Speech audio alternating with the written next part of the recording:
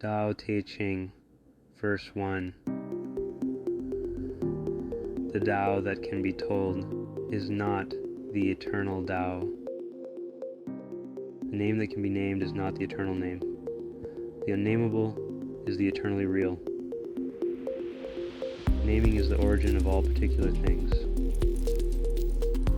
Free from desire, you realize the mystery. Caught in desire, you see only the manifestations. Yet mystery and manifestations arise from the same source. This source is called darkness. Darkness within darkness. The gateway to all understanding.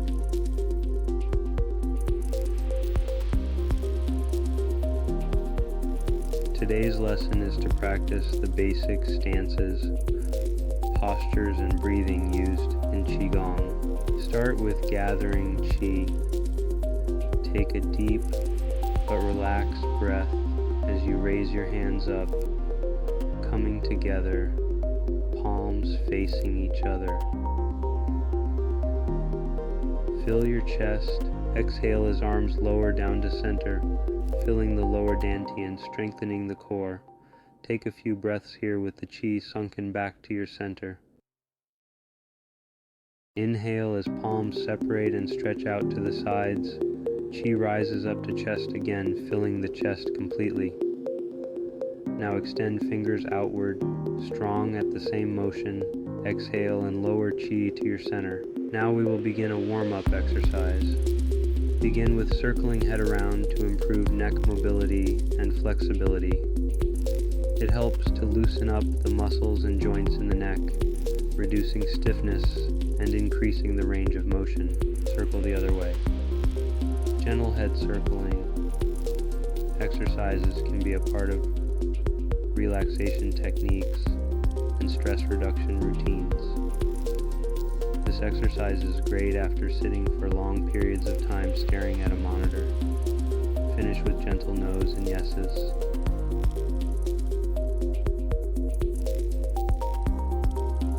Next, we will roll the shoulders back, then split arms. One swings up and the other down, as if they will meet behind you. Maintain relaxed and deep breathing.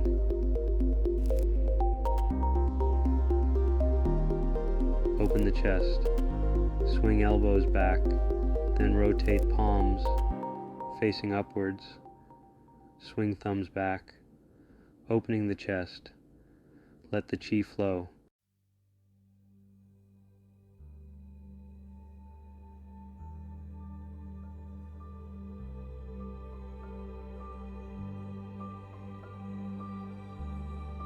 Next, we will rotate the waist, swinging your elbows front to side for optimal rotation.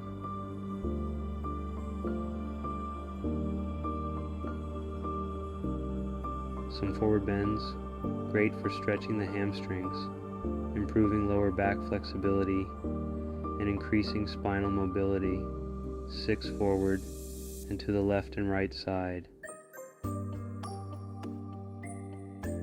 Place your hands on your hips and begin to rotate to improve hip mobility and the hip flexor. We will rotate to one direction, then switch to other direction.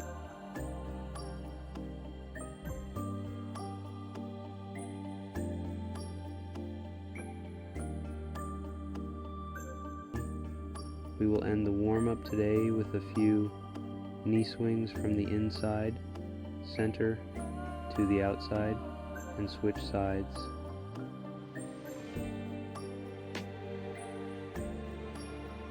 Time for stances. First stance we will focus on is the horse stance. Starting position. Stand with your feet shoulder width apart. Turn your toes outwards at a 45-degree angle. The heels should be roughly in line with each other. Keep your back straight, chest slightly lifted, and shoulders relaxed. Descending into the stance.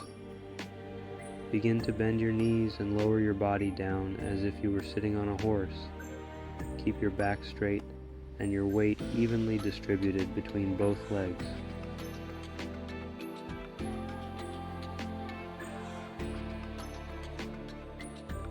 For this exercise, maintain horse stance and feel the Qi cultivate between your palms as if you are holding a giant ball of energy.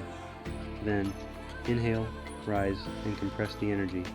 As you exhale, sink back into horse stance. Keep going. Inhale, rise, compress the Qi, and sink back into center. As you continue, inhale deeper as you rise and compress stronger, then sink even deeper. Stay relaxed and focused. This flow is good for beginners to feel the rise and fall into horse stance without straining too hard. During both transitions, focus on keeping your movements controlled and deliberate. Avoid rushing. Keep your core engaged to support your balance and stability. Practice these transitions regularly to develop strength and fluidity in your movements. Pay attention to your breathing. Exhale as you sit down into the horse stance, and inhale as you rise. Gradually work on lowering your stance and rising from a lower position as you develop your strength and flexibility.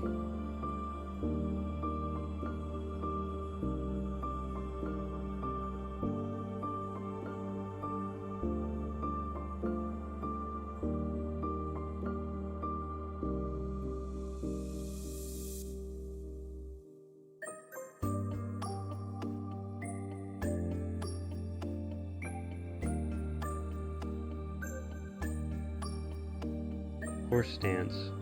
Take a step forward with one leg. As you step forward, bend the lead leg at the knee, lowering your body into a partial squat position. The rear leg remains straight.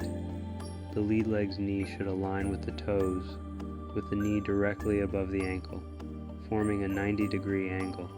The rear leg's foot should be at a 45-degree angle, and the heel may be slightly off the ground. Your weight should be distributed mostly on the lead leg, with the rear leg providing support and balance.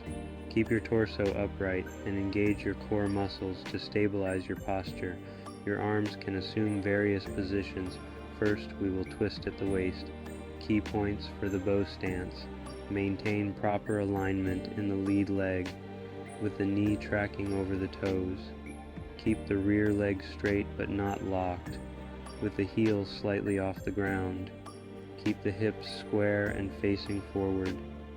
Maintain a relaxed but alert posture, with the shoulders down and the chest slightly lifted. Focus on your balance and root your weight into the stance.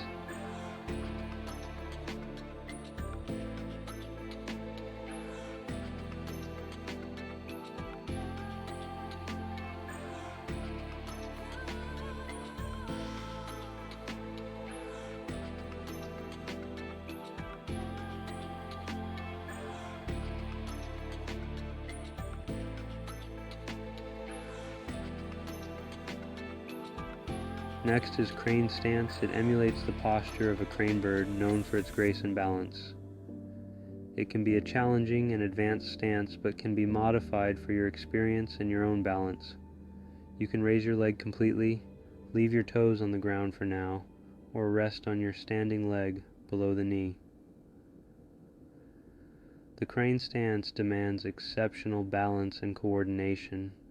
Balancing on one leg while keeping the other raised behind you in a specific posture helps improve proprioception, awareness of your body's position in space, and overall balance, leg strength and endurance. Maintaining the crane.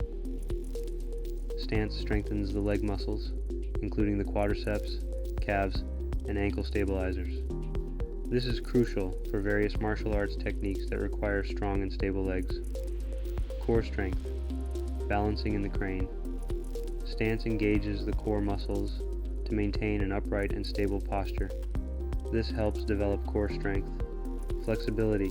Achieving and holding the crane stance often requires a good range of motion in the hips, thighs, and groin. Regular practice can improve hip and lower body flexibility, concentration, and mental focus. Performing the crane stance demands intense concentration and mental focus. Practitioners must stay present in the moment to maintain the stance. which can enhance mental clarity and mindfulness. Centering and grounding. The crane stance encourages a sense of centering and grounding, helping practitioners connect with their center of gravity and build a strong foundation for martial arts movements. Again, use the crane stance with precaution. Please modify it to fit your own ability.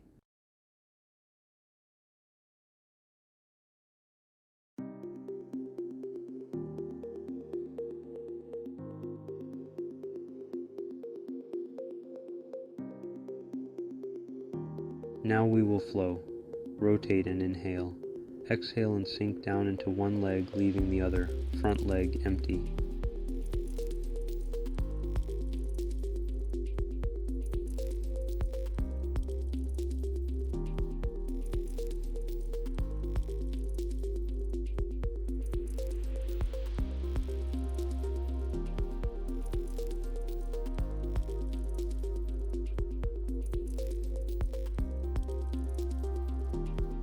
Inhale, then exhale.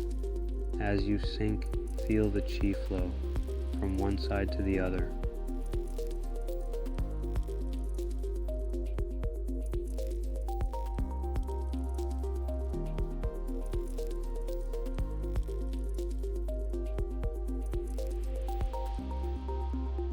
Crouching stance.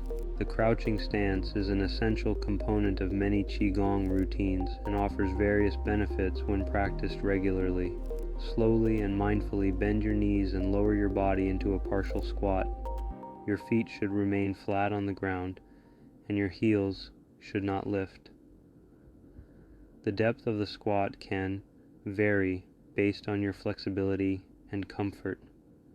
Beginners may start with a shallower squat, while advanced practitioners may achieve a deeper crouch over time. Last posture and flow for the day is wise owl gazes backwards. Imagine a string or thread gently pulling the crown of your head upward, elongating your spine. Begin by rising up as you inhale and turn your head to one side. Imagine you are looking over your shoulder. You don't need to force the movement. It should be gentle and controlled.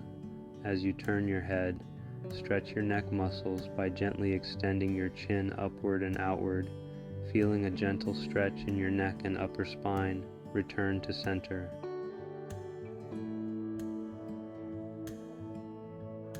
Thank you for joining. Please subscribe and share to grow our Qi community.